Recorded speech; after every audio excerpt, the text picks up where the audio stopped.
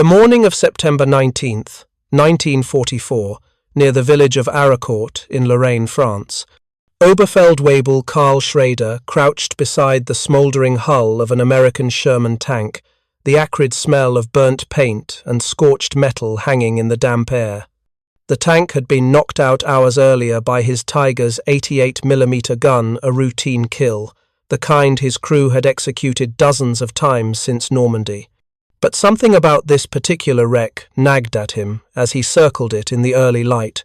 His loader, Werner Hoffmann, was already there, bent over a scattered pile of shell casings near the blown-out turret. The brass gleamed dully in the weak sunlight. Hoffmann picked one up, turned it over in his hands, and his face changed. He said nothing at first, just handed the casing to Schrader. It was heavier than it should have been, longer too. Schrader had seen thousands of American 75mm casings littering battlefields from Caen to the Moselle. This wasn't one of them. Stamped into the base were markings he'd never encountered before. 76mm, M62, A1, lot numbers from 1944. His stomach tightened. If you're enjoying this deep dive into the story, hit the subscribe button and let us know in the comments from where in the world you are watching from today. By mid-morning, Schrader had collected 3 more of the unfamiliar shells from disabled American tanks in the sector. His company commander, Hauptmann Dieter Volkmann, examined them in the command post, a requisitioned farmhouse with maps spread across a heavy wooden table. Volkmann was a veteran of the Eastern Front, a man who'd seen 34s burning in the snow outside Kursk. He knew Soviet armor, he knew British armor, and he thought he knew American armor. But these shells told a different story. The German army of September 1944 operated under a carefully constructed narrative, one built on 2 years of battlefield dominance and the terrifying reputation of its heavy tanks. The Tiger, with its 100mm frontal armor and 80mm sides, had been marketed to German crews as practically invulnerable from the front. Training manuals emphasized this advantage. Propaganda films showed Tigers shrugging off shell after shell. Veterans returning from the front spoke of American Shermans as Ronsons, a dark joke referencing the cigarette lighter, because they lit on fire so easily. The psychological architecture of German tank warfare rested on a simple equation: superior German armor and firepower would overcome Allied numbers. A single Tiger was supposedly worth 5 Shermans. The math had held, more or less, since Tunisia. German crews were taught that maintaining frontal aspect to the enemy meant near certain survival. Even if outnumbered, even if short on fuel, the Tiger's thick hide would keep them alive. That belief wasn't just doctrine, it was a lifeline in a war, where Germany's industrial capacity was being systematically destroyed and where every Tiger lost was one that could never be replaced. Schrader's Tiger, number 231, had arrived in France in early August, one of 60 Tigers assigned to Schwerpanzerabteilung 503, the 503rd Heavy Tank Battalion.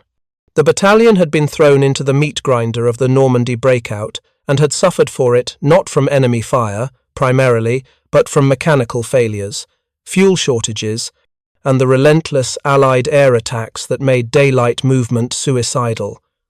Still, in direct combat, the Tiger remained king. American 75mm guns simply couldn't penetrate a Tiger's frontal armor at combat ranges. The standard M61 armor-piercing round could achieve, at best, 88mm of penetration at 100 meters against flat armor. The Tiger's frontal plate was 100mm thick. The math was simple, and it was in Germany's favor, or it had been. When Volkmann requisitioned a ballistics specialist from division headquarters, the man who arrived 2 days later was Hauptmann Friedrich Eberhardt, an ordnance officer who'd spent the previous year analyzing captured Allied equipment in Belgium. Eberhardt had a reputation for thoroughness that bordered on obsession. He arrived at Ardennes with calipers, a field testing kit, and a worn notebook filled with technical specifications. Eberhardt measured the 76mm shells 3 times. He weighed them. He examined the brass, the projectile design, the driving bands. Then he sat down with Volkmann and Schrader and began to calculate. The 76mm M1 gun, Eberhardt explained, was not a new weapon. American intelligence had tested it as early as 1942, but it had been rejected by U.S. tank forces for most of 1943 and the first half of 44 because its high-explosive shell carried less bursting charge than the beloved 75mm. American doctrine prioritized infantry support over tank killing. Shermans were supposed to support infantry, not hunt panzers. That was the job of specialized tank destroyer battalions. So the 76 had languished, mounted on a handful of M18 Hellcat tank destroyers but kept off the main battle tanks, until Normandy. In July 1944, after American tank battalions had been mauled trying to break through the bocage against dug-in Panthers and Tigers, the calculus changed overnight. Eisenhower himself had demanded answers. Tests were hastily arranged. The results were humbling. The 75mm could not reliably penetrate even a Panther's frontal armor, let alone a Tiger's. Suddenly, those 76mm Shermans sitting in depots in England became desperately wanted. Hundreds were rushed to France for Operation Cobra in late July. By September, they were spreading across the American tank battalions like a quiet revolution. And German intelligence had missed it entirely. Eberhardt's calculations were meticulous. The 76mm M1 gun, firing the M62A1 armor-piercing capped ballistic cap round, could achieve a muzzle velocity of roughly 2,600 feet per second. At 100 meters, it could penetrate approximately 125 millimeters of rolled homogeneous armor at 90 degrees. At 1,000 meters, that dropped to around 106 millimeters. Volkmann stared at the numbers. The Tiger's frontal armor was 100 millimeters thick, not sloped, just flat vertical plate. From the front? Volkmann asked. From the front? Eberhardt confirmed. At typical combat ranges, say 800 meters, the penetration would be approximately 110 millimeters, more than sufficient. The room went quiet. Outside, Schrader could hear the rumble of German truck convoys moving south, away from Patton's advancing. Third Army. The autumn rains had started, turning the roads to rivers of mud. Fuel was short, replacements were green, and now this. Schrader thought about the previous week's engagement near Rechicourt. His Tiger had taken a hit to the front glacis, a sharp, ringing impact that had startled the crew but done no damage. They'd laughed it off. Probably some 75mm from a concealed Sherman, they'd figured. A gnat bite. Schrader had traversed the turret, spotted the source, and destroyed the American tank with a single shot at over a kilometer. Textbook. But what if it hadn't been a 75?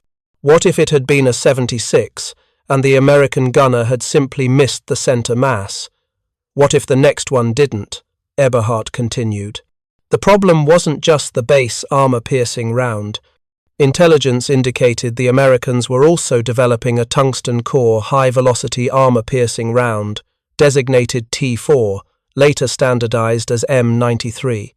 Early test reports from captured documents suggested this round could achieve penetration figures of 150 millimeters or more at close range.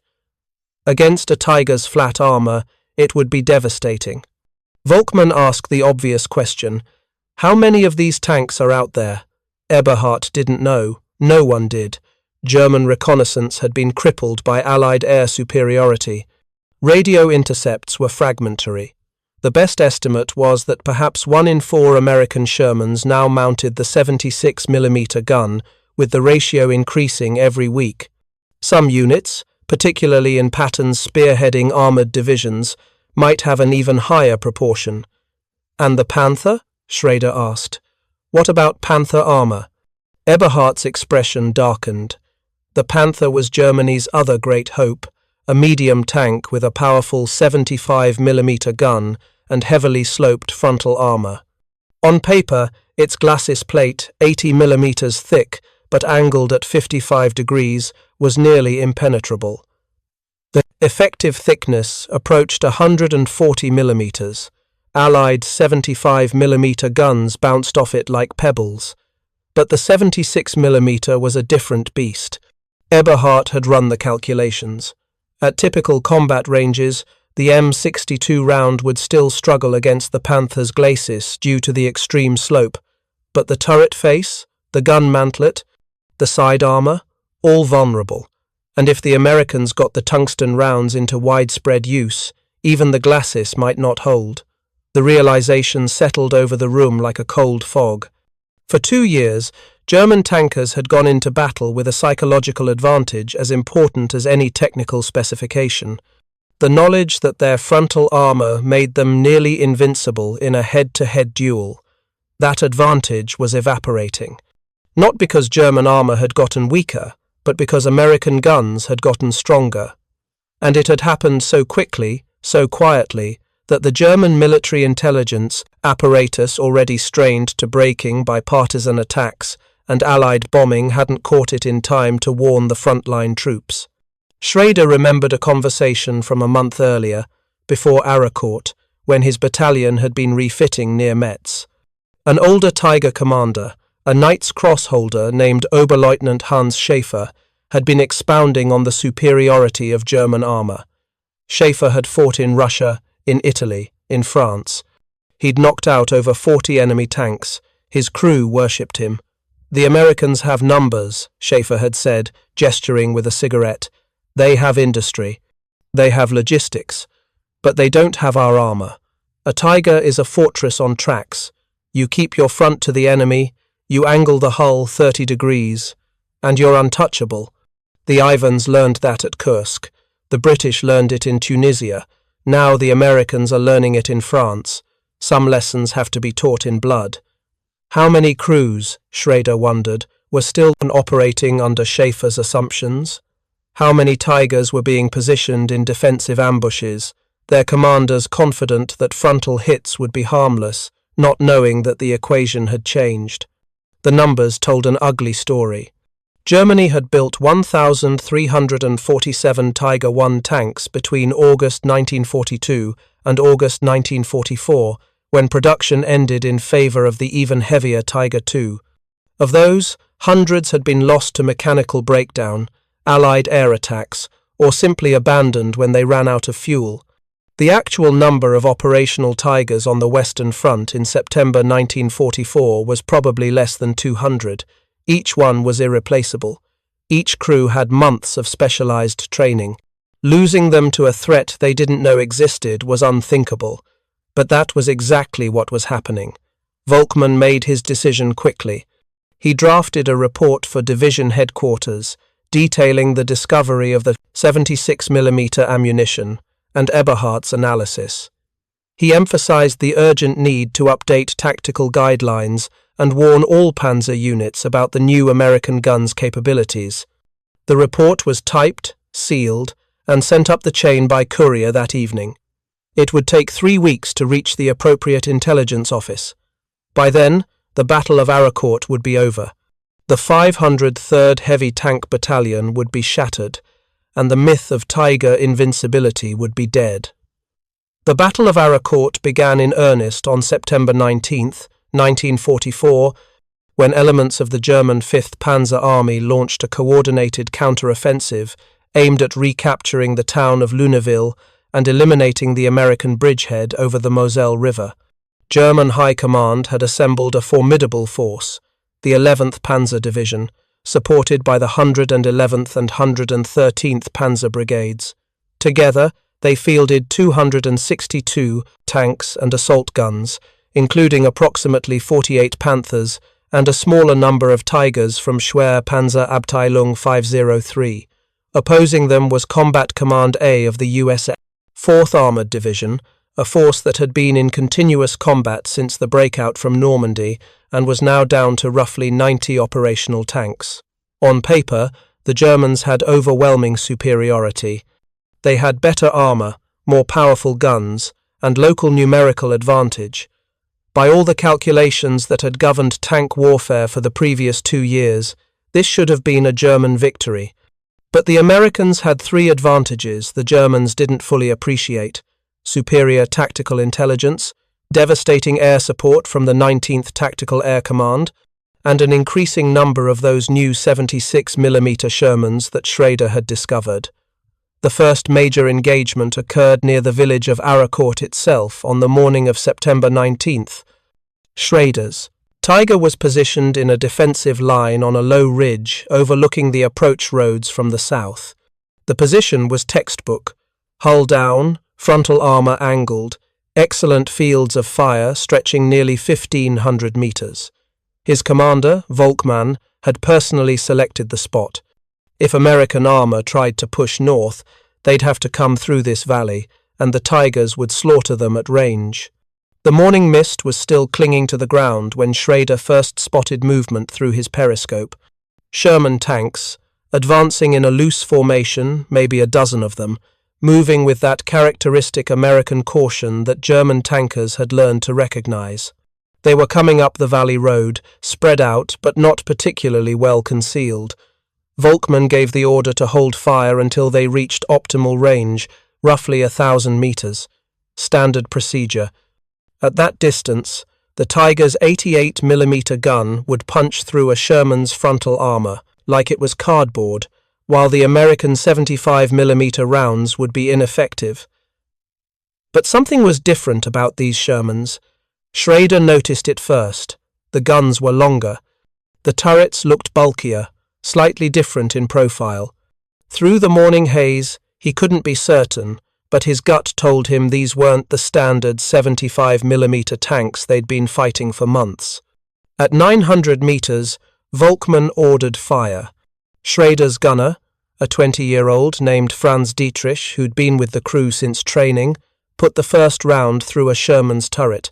The American tank brewed up instantly, the ammunition cooking off in a gout of flame and black smoke. A kill, one down. But then the Americans responded, and everything changed. The return fire wasn't the scattered, ineffective shooting that German crews had grown accustomed to. These Shermans were engaging at ranges that should have been suicide for them, and their shots weren't bouncing. The first round hit Schrader's Tiger on the frontal glacis with a sound like a sledgehammer striking a church bell. The impact was so violent that Hoffmann, the loader, was thrown against the turret wall. The tank didn't penetrate the shell hit at a slight angle and deflected upward, but it left a crater in the armor deep enough that Schrader could see it through his periscope. A 75mm wouldn't have done that, couldn't have done that. Dietrich was already traversing for the next target when a second impact struck the turret face, just to the left of the main gun. This time, the penetration was partial. The shell didn't fully breach the armor, but it created a shower of white-hot spalling that ricocheted inside the turret. Schrader felt something hot slash across his left forearm. Dietrich screamed. The shell had fragmented, and a chunk of steel had embedded itself in the gunner's shoulder. Wehrmacht was shouting orders, telling them to reverse, to get behind the ridge line, but the Tiger's transmission was grinding a chronic problem with the overlapping road wheel design in muddy conditions. They lurched backward, but not fast enough.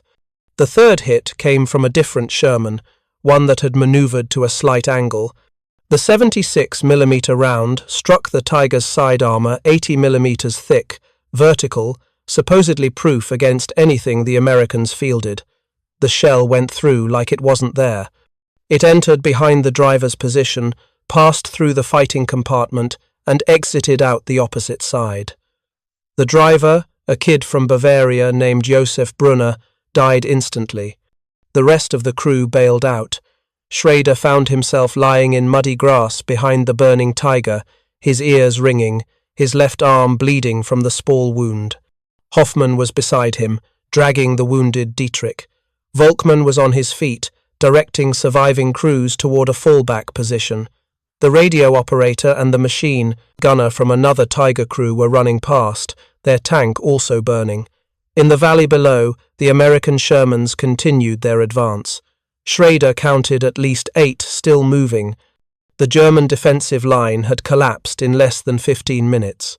By nightfall on September 19th, The 503rd Heavy Tank Battalion had lost 11 Tigers, roughly a quarter of its operational strength. Most had been knocked out by those new 76mm guns, often from ranges that would have been impossible for the older American weapons. The Panther brigades had fared even worse. Their crews, less experienced and poorly trained, some had received only 2 weeks of instruction before being thrown into combat, proved unable to handle the combination of American firepower, superior tactical positioning, and devastating air attacks. The pattern repeated over the following days. On September 20th, near the village of Les, a platoon of 4 Tigers attempted a dawn assault on American positions.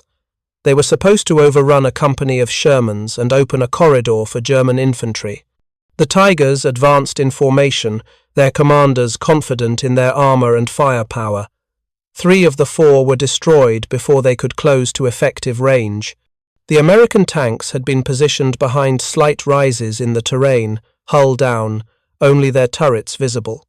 They'd waited until the Tigers were committed to the attack before opening fire. The 76mm guns proved brutally effective at ranges between 600 and 900 meters, close enough for reliable penetration, but far enough that the Tigers couldn't immediately maneuver out of the engagement.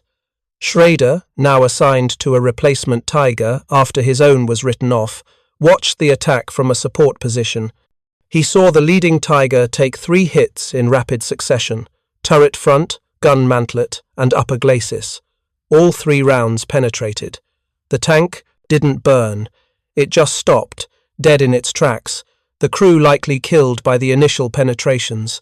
The second Tiger tried to reverse, but threw a track in the muddy ground. American artillery found it within minutes.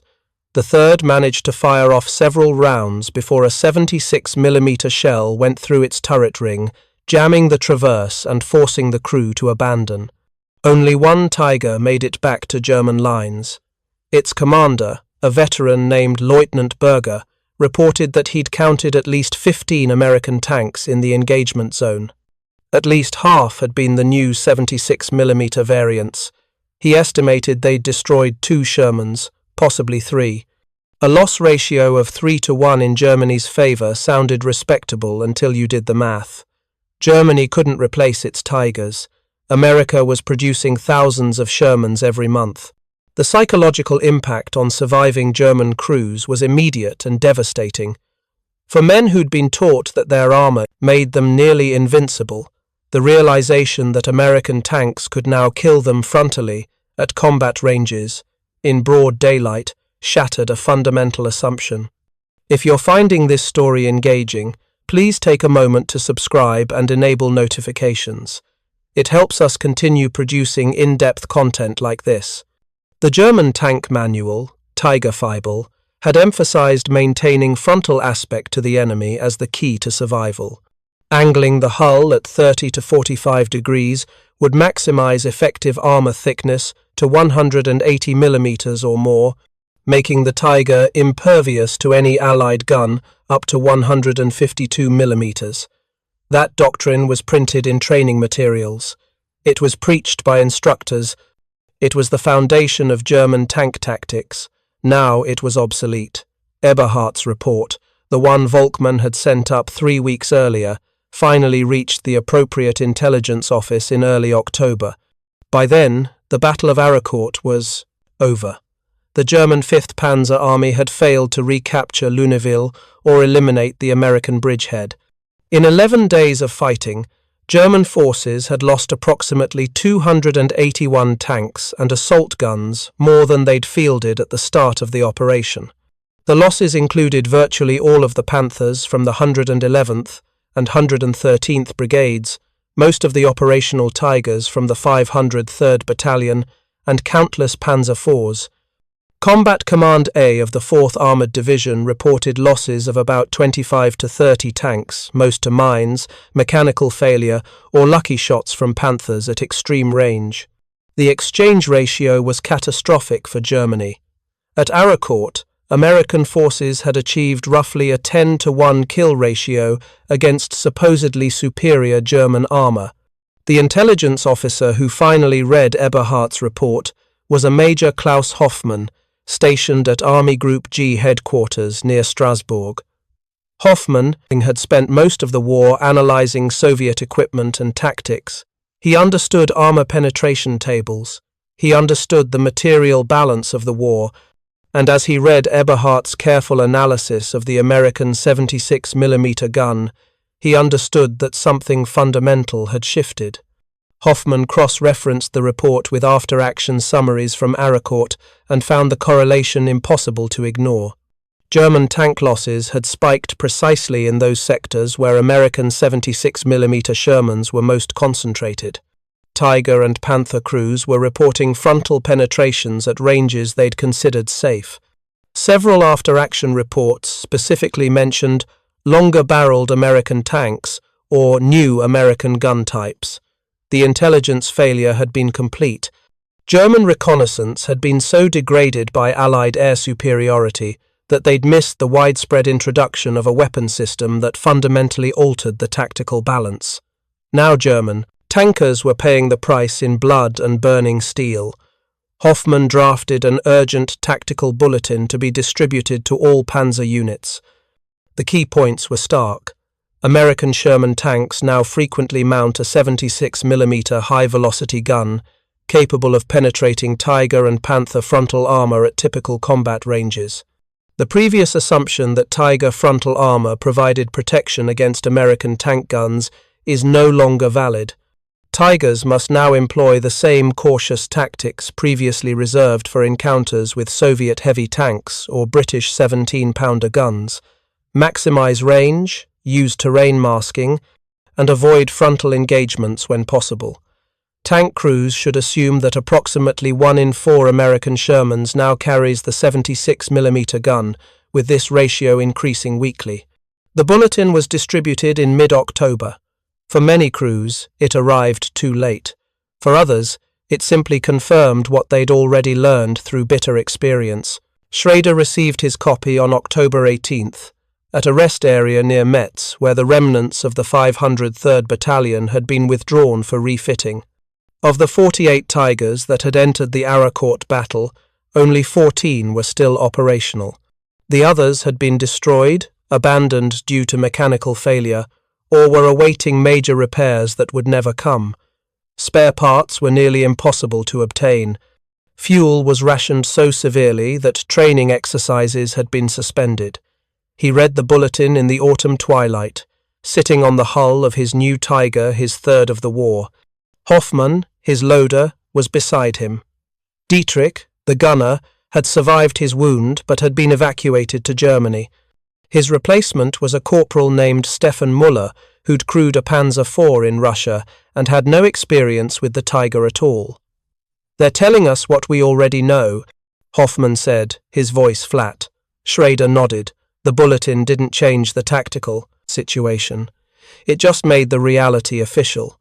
The Tiger, Germany's most feared weapon, was no longer invincible. Perhaps it never had been, perhaps that invincibility had always been as much propaganda as fact. But for 2 years, German crews had believed in it, and that belief had been worth something. It had given them confidence. It had made them aggressive. It had made them dangerous.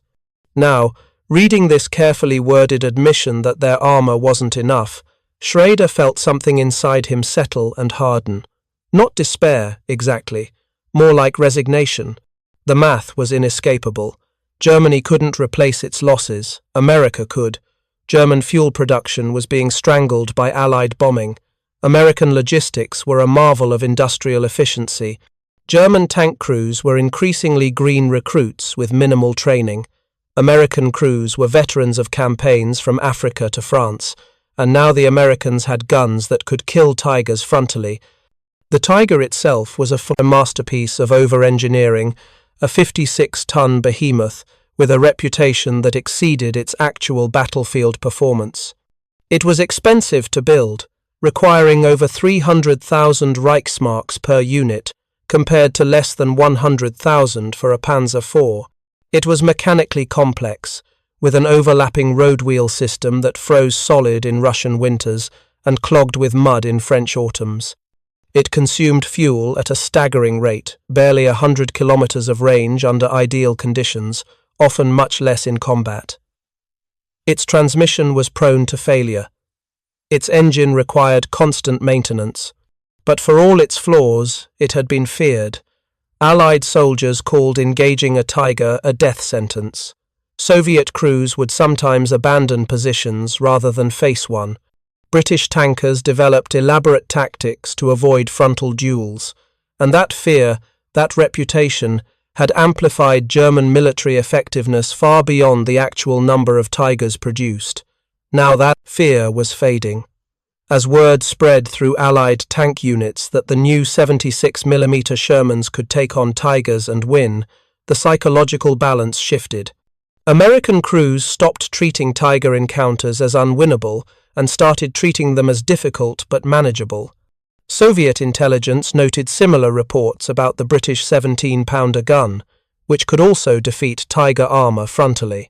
The Tiger was still dangerous, more than capable of destroying enemy armor at range, still possessing excellent optics and fire control systems. But it was no longer invulnerable, and in the grinding mathematics of attrition warfare, that made all the difference. By late October, German tactical doctrine had shifted markedly. Tigers were no longer used for breakthrough operations or aggressive assaults. Instead, they were deployed defensively, in ambush positions, supporting retreating infantry units. The emphasis was on maximizing standoff range, using the Tiger's superior gun to engage before enemy tanks could close to effective range. But Allied air superiority made daylight movement nearly suicidal, and Allied artillery could devastate even a well-concealed Tiger position once spotted.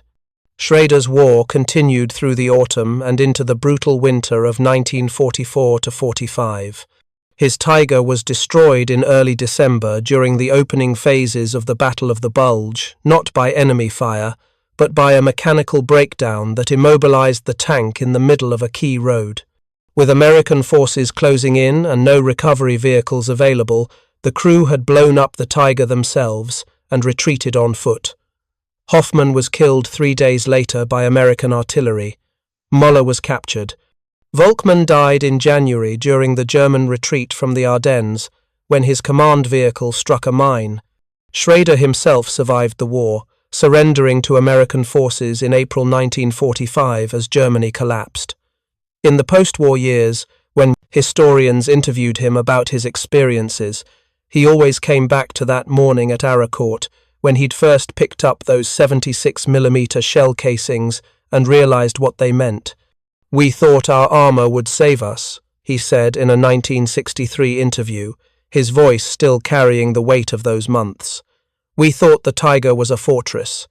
We'd been told, over and over, that American guns couldn't hurt us from the front, and then suddenly they could, and nobody had warned us. It wasn't the penetration that broke us, it was the shock of discovering that everything we'd been taught was wrong. After Ardennes, we knew we were fighting a losing war. Not just strategically, but tactically. Tank for tank, crew for crew, we were still better. But it didn't matter anymore. They had more tanks, more fuel, more ammunition, and now they had guns that could kill us.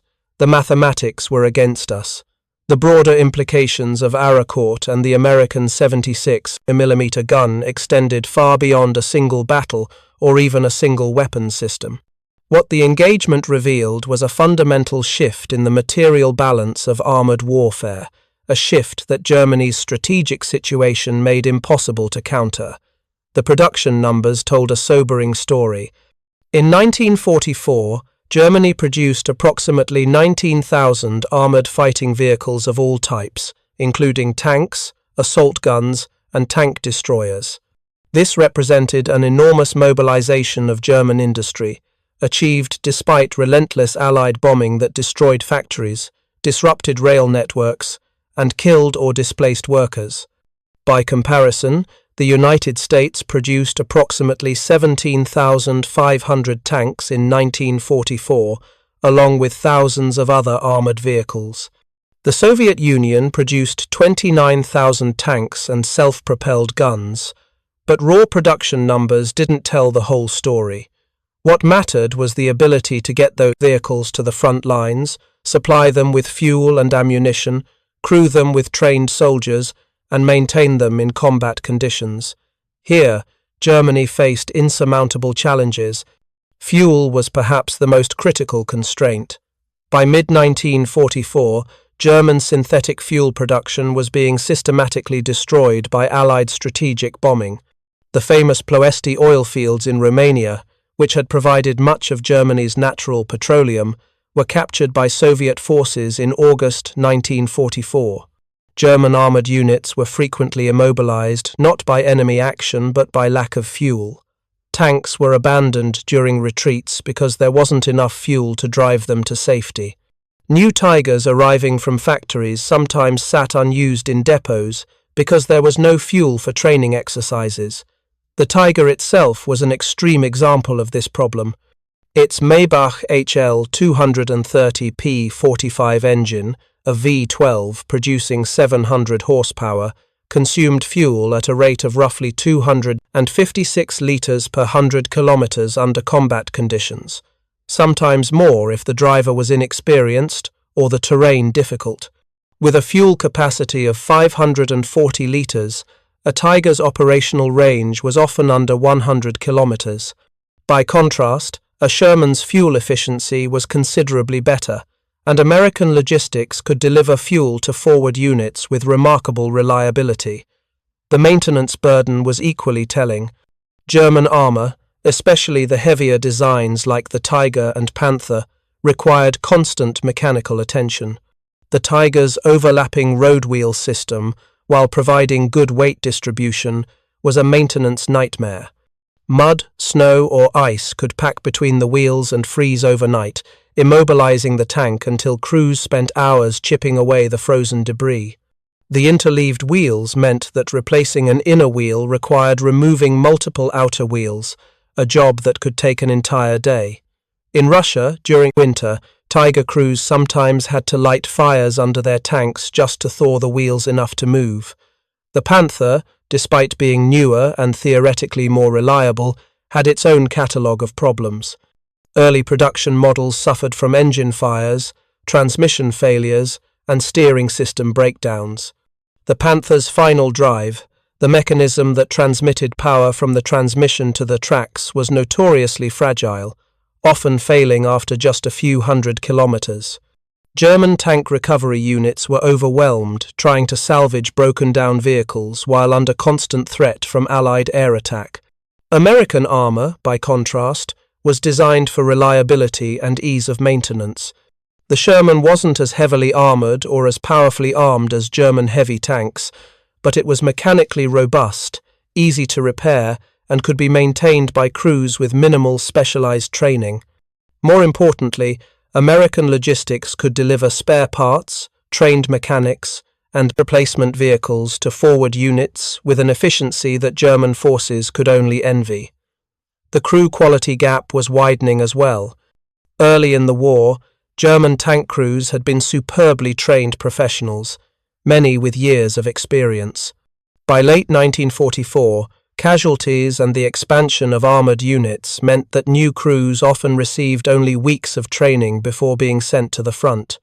The Panther brigades at Ardennes, for instance, had crews with as little as 2 weeks of instruction, barely enough time to learn basic vehicle operation, let alone the complex tactics of armoured combat.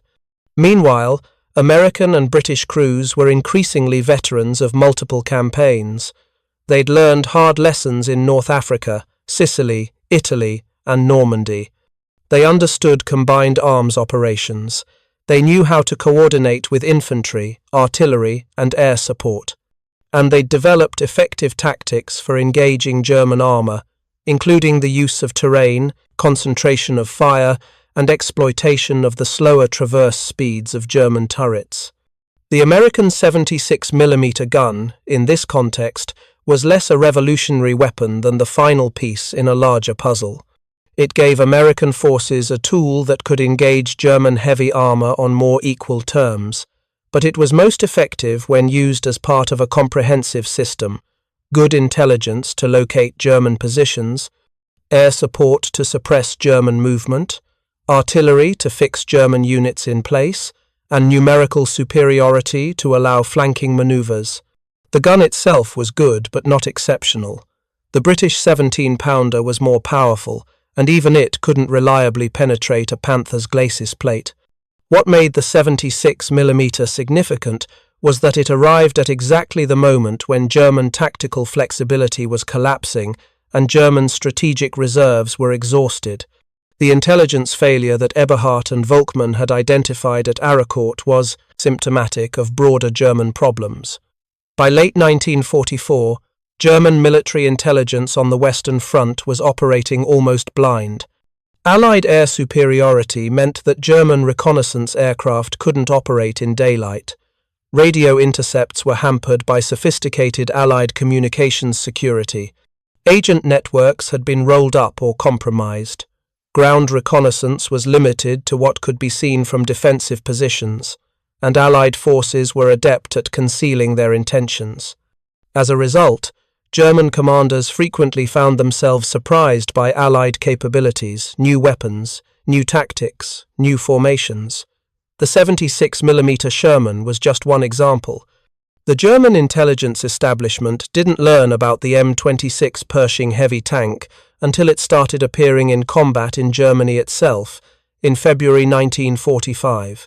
They consistently underestimated the scale of Allied artillery and the effectiveness of Allied air-ground coordination. They failed to predict the timing and direction of major Allied offensives. This intelligence blindness fed into a broader German inability to adapt. Early in the war, German forces had been remarkably flexible, pioneering combined arms tactics and demonstrating impressive operational agility. By 1944, that flexibility was gone. Units were often tied to rigid defensive positions by lack of fuel and Hitler's fanatical orders forbidding retreat. Tactical innovations from the front lines took weeks or months to filter up to higher headquarters and then back down as new doctrine. Meanwhile, Allied forces were adapting and evolving continuously, learning from each engagement and adjusting their tactics in near real time. The psychological dimension was equally important. German troops in late 1944 still often fought with impressive skill and determination, but the certainty of ultimate victory, the confidence that had characterized German operations in 1940 through 42 was gone. Soldiers knew they were losing the war. They saw the endless streams of refugees fleeing westward ahead of the Soviet advance. They heard about the destruction of German cities by Allied bombers.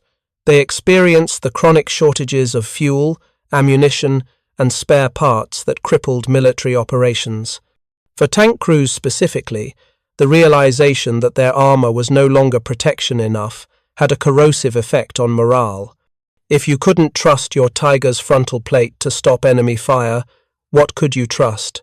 The answer, increasingly, was nothing. You trusted luck, or your own skill, or maybe your comrades', but not the equipment, and not the strategic situation. The American military, analyzing the Battle of Ardennes in the months after it ended, drew several important conclusions. First, that the 76mm gun had proven its worth and should be prioritized for production and deployment. By January 1945, roughly 25% of Shermans in the European theatre carried the 76mm, with the proportion increasing steadily. Second, that armor-piercing ammunition needed further development. The tungsten core HVAP rounds were devastatingly effective, but remained in short supply due to tungsten scarcity. Priority allocation went to units facing heavy German armor. Third, and perhaps most importantly, that the Sherman wasn't the death trap that some critics claimed. Yes, it was vulnerable to German heavy tank guns, especially at close range. Yes, early models had a tendency to catch fire when penetrated. The Ronson nickname wasn't entirely unfair. But the Sherman was also reliable, mechanically sound, easy to produce, and when crewed by trained soldiers and supported by artillery and air power, more than capable of defeating German armor. The post-war debate about Sherman effectiveness would rage for decades. Critics pointed to its thin armor and inadequate gun in early models. Defenders emphasized its reliability, ease of production, and the fact that it came out on the winning side of history. Both perspectives contained truth. The Sherman was never designed to win one-on-one duels with Tigers. It was designed to be produced in vast numbers, to support infantry operations, and to be maintained by ordinary soldiers in field conditions.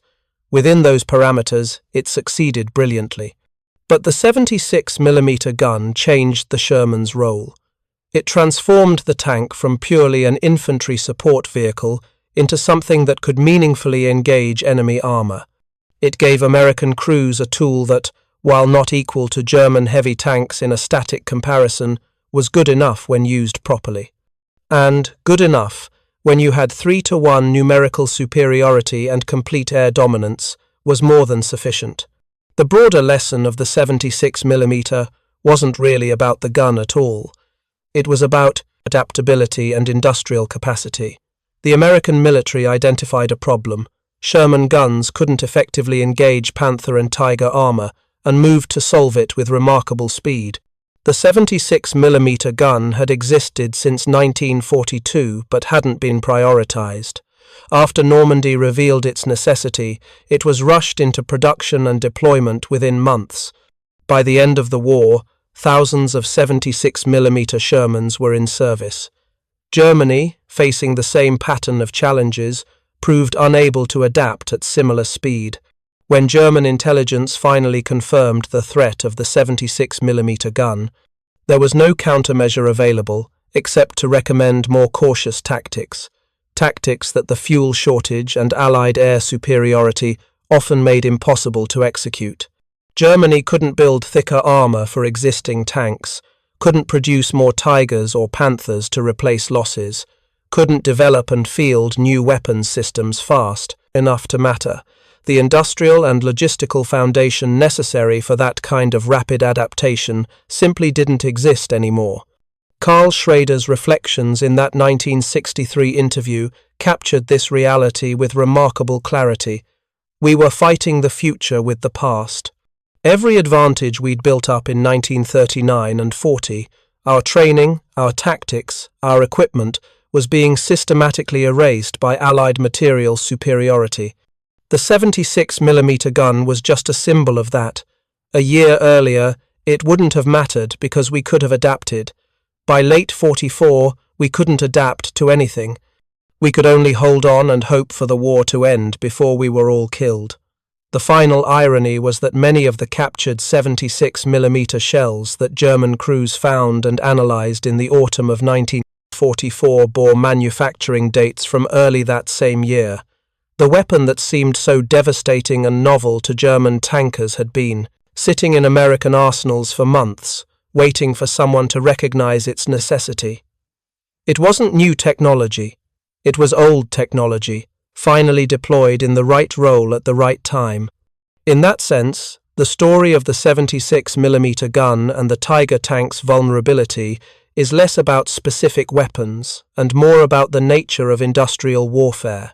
Wars are won not by individual weapons systems, no matter how impressive, but by the capacity to outproduce, outsupply, and outadapt the enemy.